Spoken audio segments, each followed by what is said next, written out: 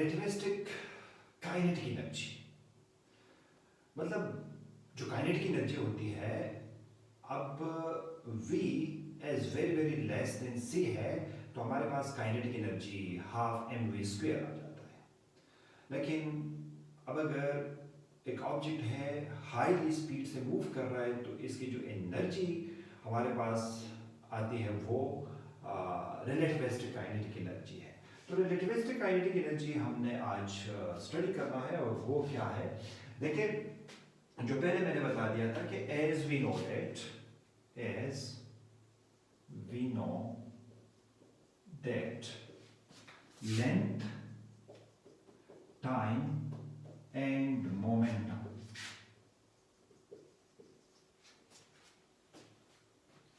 are relativistic quantities। ये हमें पता है कि ये relativistic quantities है, then we might expect that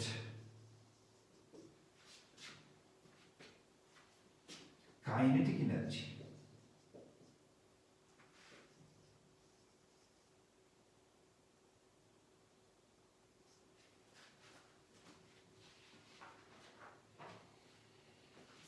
of a particle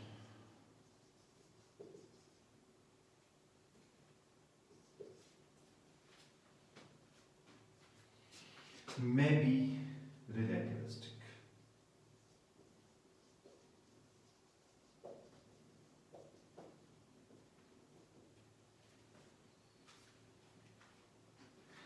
तो ये तो हमारे पास इस तरह है कि रिलेटिविस्टिक मतलब लेंथ, टाइम एंड मोमेंटम, ये हमें पता है कि ये रिलेटिविस्टिक है, तो ये जो काइनेटिक एनर्जी है ये भी रिलेटिविस्टिक होना चाहिए। अब इसके लिए एक एक्सप्रेशन है, वो एक्सप्रेशन जो है हमने कैलकुलेट करना है। तो कहाँ से स्टार्ट करने, देखिए by work energy theorem,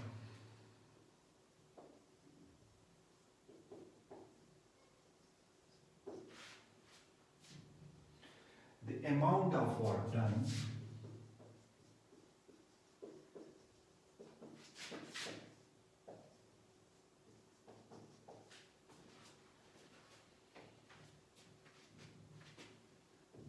on a particle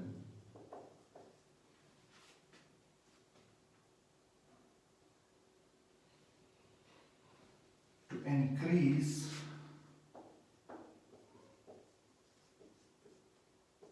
its velocity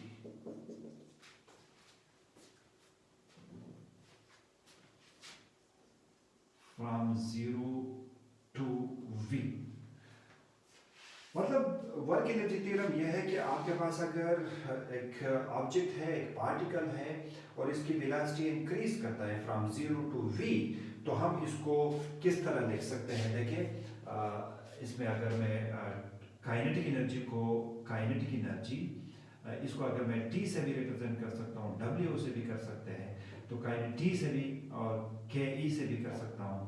तो ये असल में इस तरह होता है कि फ्रॉम 0 टू v वेलोसिटी है, इससे इंक्रीज करते हैं, तो f dx अगर वन डायमेंशन में कंसिडर कर लूँ तो इसको मैं इस तरह रिप्रेजेंट कर सकता हूँ, ठीक है।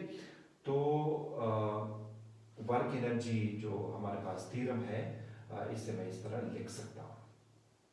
अब देखिए ये जो f है, f असल में f जो है rate of change of momentum होती है और ये इस तरह है। तो फिर आप ये जो t है from 0 to v dp divided by dt and dx। अब dx डिवाइडेड बाय dt ये असल में आपके पास वेलोसिटी ही है, v है, तो dp हो गया। अच्छा, आगे इसको अगर हमने सॉल्व करना है तो हमारे पास हम रिलेटिविस्टिक की बात करते हैं, तो रिलेटिविस्टिक मोमेंटम भी हो सकता है। तो ये जो p है इसको अगर मैं रिलेटिविस्टिक मोमेंटम ही कंसिडर कर लूँ तो फिर मेरे पास जो रिलेटिविस्टिक मोमेंटम है वो किस तरह फॉर्म बन सकता है, v, ये d जो है ये डिफरेंशियल है, और p जो है ये मेरे पास है रिलेटिविस्टिक मोमेंटम, और रिलेटिविस्टिक मोमेंटम मेरे पास गेमा m नॉट v के बराबर होती है। ठीक है, तो ये है। अब गेमा की वैल्यू क्या है, m नॉट तो मैं बाहर निकाल सकता हूँ, इसका कोई इशू नहीं है। तो अगर मैं m नॉट को बाहर लिख दूँ, ये 0 to v है, और v डिफरेंशियल ऑफ ये है ये d ऑफ v, और गेमा की जो वैल्यू है वो मेरे पास है 1 minus we square divided by C square under root. तो ये कुछ इस तरह फॉर्म बन जाएगा। अब देखें, ये डिफरेंशियल है, इसकी डिफरेंशिएशन हमने करनी है v, और ये प्रोडक्ट में ये चीज है। तो अगर इसको मैं इस तरह लिख दूं कि m naught from 0 to v और d of v into 1 minus we square divided by C square minus 1/2। तो देखें, दो पार्ट्स है, इसके डिफरेंशिएशन बाय पार्ट्स हम कर सकते हैं, एक v और एक ये है। तो फर्स्ट इसको छोड़ दे, इसके डिफरेंशिएशन कर दे, फिर इसको छोड़ दे, इसके डिफरेंशिएशन कर दे। तो ये है हमारे पास आगे इस तरह सॉल्व करना है। देखो, ये जो t है which is equal to m naught from 0 to v, ये v है, और इसकी डिफरेंशिएशन मैंने करनी है। देखिए, डिफरेंशिएशन ये है कि इसको मैंने छोड़ना है कि ये v है, और इसके डिफरेंशिएशन अगर मैंने करनी है तो -1/2 और 1 minus we square divided by C square minus 3 divided by 2 आ जाएगा। इसके डिफरेंशिएशन फिर एनर्ड जो डिफरेंशिएशन है वो -2v dv divided by C square, ये हो गया। फिर इसको छोड़ दें, इसको मैं 1 minus we square divided by C square इस तरह ही कंसिडर करता हूँ, और इसकी अगर मैं डिफरेंशिएशन कर लूँ तो dv इसकी डिफरेंशिएशन है। अच्छा, देखिए, ये जो 2 है और ये 2 है, ये कैंसिल आउट हो जाएगा, ये माइनस और ये माइनस, ये प्लस हो जाएगा।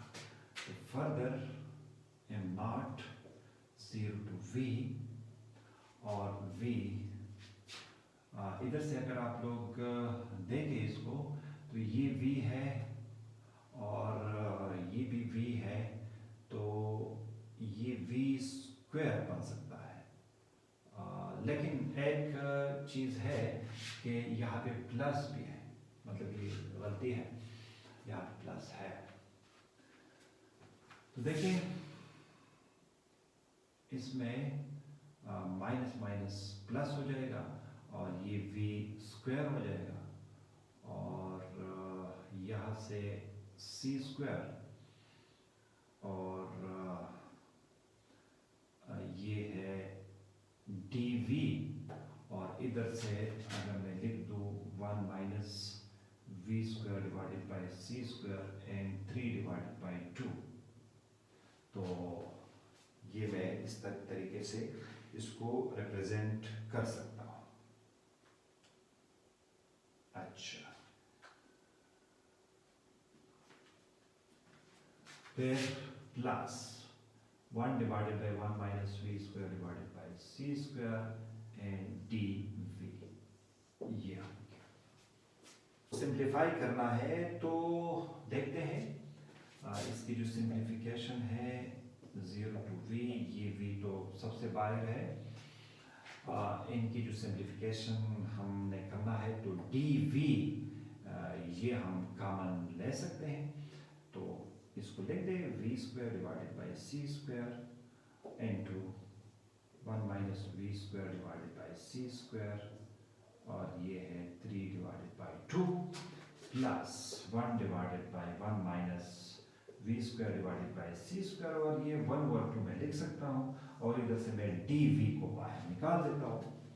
अब देखें, इसको अगर आप लोग सिंपल अलजबरा है, इसको अगर आपने सॉल्व करना है तो एलसीएम ही लेना पड़ेगा। देखिए v, इसका एलसीएम हमारे पास आ जाता है, अगर इसको मैं कंसिडर कर लूँ 1 minus we square divided by C square and 3 divided by 2, इसका एलसीएम कंसिडर कर लूँ, इसको इस पर डिवाइड कर लूँ तो मेरे पास V square divided by C square आ जाएगा। इसको इस पे डिवाइड कर लूँ तो मेरे पास 1 minus we square divided by C square आ जाएगा। ठीक है, और ये है डी वी। अब इधर अगर आप लोग देखें तो ये कैंसल आउट हो जाएगा और m naught from 0 to v, और ये हो जाएगा 1 divided by 1 minus we square divided by C square 3 divided by 2 and d v. अब ये जो t है इसको आगे हमने इसकी इंटीग्रेशन देनी है, इनको हमने आगे सॉल्व करना है। तो क्या करें, देखें t which is equal to m naught from 0 to v, यहाँ पे हो जाएगा v d v divided by 1 minus we square divided by c square 3 divided by 2। अब इस इंटीग्रेशन को सॉल्व करना है तो डिफरेंट तरीकों से आप लोग इसको सॉल्व कर सकते हैं, लेकिन इधर मैं एक सपोजिशन कर देता हूँ। मैं सपोजिशन ये करता हूँ कि लेट ये जो 1 minus we square divided by c square है, ये मेरे पास पी स्क्वायर के अगर बराबर है तो फिर ये जो इक्वेशन है इसमें इसको अगर आप डिफरेंशिएट भी कर दें तो डिफरेंशिएशन के बाद ये minus 2v d v divided by C square which is equal to 2p dp, क्योंकि हमने v dv इनको भी इसकी जगह भी ये पुट करना है। तो यहाँ से अगर आप लोग देखें 2 कैंसल आउट और v dv जो है v dv ये minus c square p d P के बराबर हो जाएगा। तो देखिए इधर पुट कर रही चीजें t which is equal to m naught from 0 to v, और ये minus c square p d p divided by, इधर मैंने कंसिडर किया पी स्क्वायर और ये 3 डिवाइडेड बाय 2 है, तो 2 कैंसल आउट हो जाएगा तो ये पी क्यूब बन जाएगा। अब यहाँ से अगर आप देखें p और ये एक कैंसल आउट हो जाएगा तो p और ये p क्यूब, तो यहाँ से मुझे मिलेगा m naught 0 to v minus c square d p divided by p cube, sorry p square, मतलब एक कैंसल आउट हो जाएगा पी स्क्वायर। अच्छा,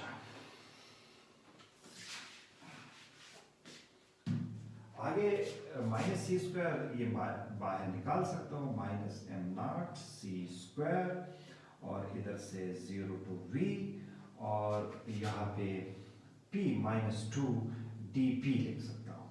लेकिन ये भी है कि ये जो p मैंने कन्वर्ट कर दी चीज़ें, तो इसके जो लिमिट्स है वो भी चेंज हो जाते हैं। देखिए लिमिट्स अगर v इज इक्वल टू 0 है तो इधर से अगर आप लोग देखें तो p हमारे पास 1 के बराबर होगा, तो यहाँ पे जो लिमिट्स है minus am not C square ये 1 होगा और v p हो जाएगा और इधर से माइनस डी पी हो जाएगा। देखिए अब इस इंटीग्रेशन को सॉल्व करना है तो ये मेरे पास minus am not C square और इसकी जो इंटीग्रेशन होगी वो -2 प्लस 1 -2 प्लस 1, इसकी इंटीग्रेशन फ्रॉम 1 टू p, फिर t which is equal to minus am not C square. अब इधर से अगर मैं ब्रैकेट डाल दूं और p की वैल्यू अगर मैं p कर दूं तो ये मेरे पास p माइनस 1 डिवाइडेड बाई -1 आ जाता है।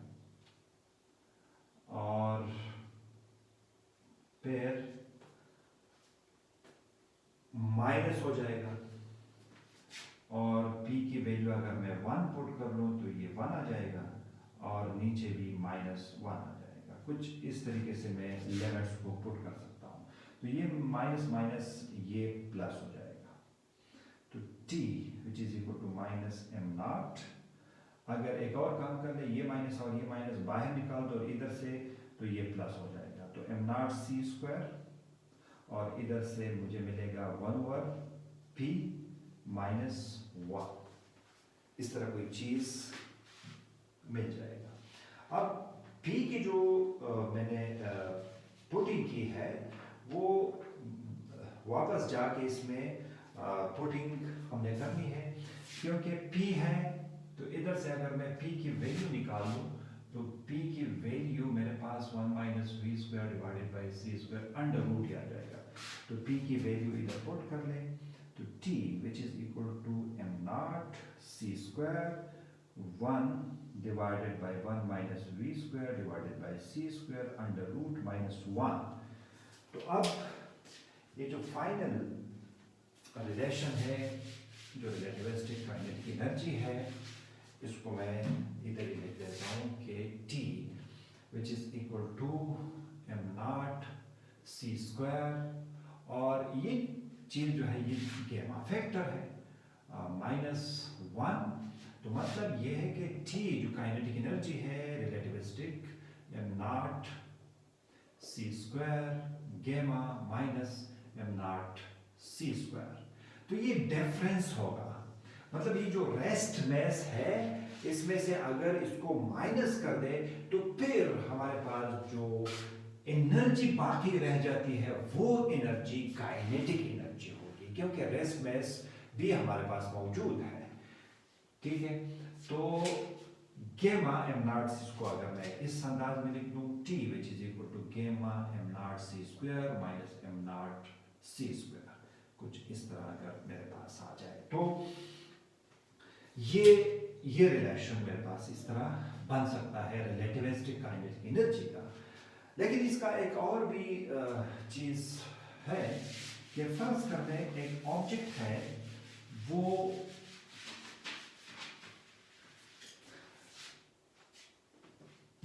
मूव कर रहा है और वो वेलोसिटी बहुत लो है, तो क्या हमें वो जो काइनेटिक एनर्जी है हाफ m0 v², क्या वो हमें मिल सकता है इस रिलेशन से? एक काम जो करने चाहिए वो ये है कि ये जो गेमा की जो वैल्यू है हम इस तरह कंसिडर कर लेते हैं कि gamma is equal to 1 f v is very less than c। लेकिन यहाँ पे ये नहीं करना, यहाँ पे इस तरह करना है कि ये जो गेमा की वैल्यू है वो है 1 - v² divided by c² -1/2 -m0 c²। अब इसको मतलब डायरेक्ट नहीं पुट करना, हम वो जो न्यूटोनियन मैकेनिक्स है उसकी तरफ अगर हम चले जाए और ये वेलोसिटी को कंसिडर कर ले, तो 1 - v² डिवाइडेड बाई c² -1/2, क्योंकि गेमा की वैल्यू 1 डिवाइडेड बाई, तो मैंने ऊपर लिख दिया माइनस करके।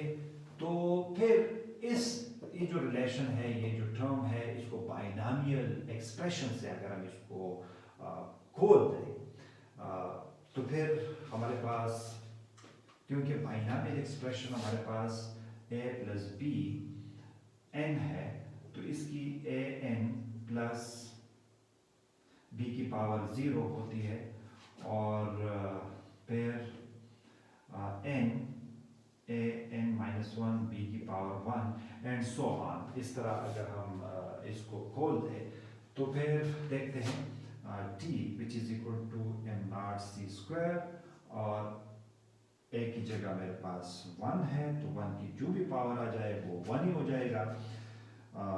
फिर माइनस है, और n मेरे पास -1/2 है, और a की वैल्यू ये अगर n - 1 ये 1 हो जाएगा, और b की v² डिवाइडेड बाई c² ये वैल्यू एंड सो ऑन। लेकिन यहाँ तक मैंने इसको खोलना है। ठीक है।